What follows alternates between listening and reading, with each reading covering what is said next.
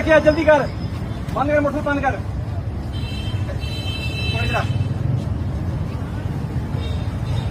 जाओ नहीं बच्चे।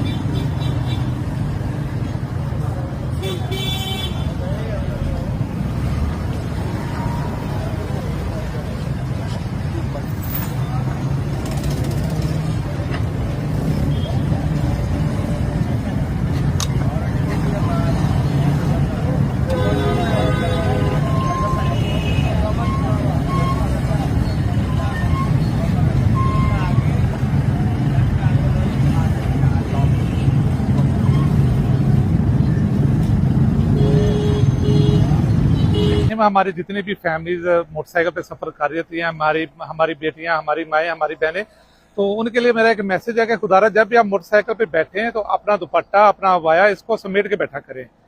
अक्सर हम मोटरसाइकिल पे जा रहे होते हैं तो कोई तीसरा बंदा या दूसरा मोटरसाइकिल पे जा रहा है या गाड़ी वाला वही कहता है कि बाजी दुपट्टा उठा लें या बाजी अपना अबाया कवर कर लें।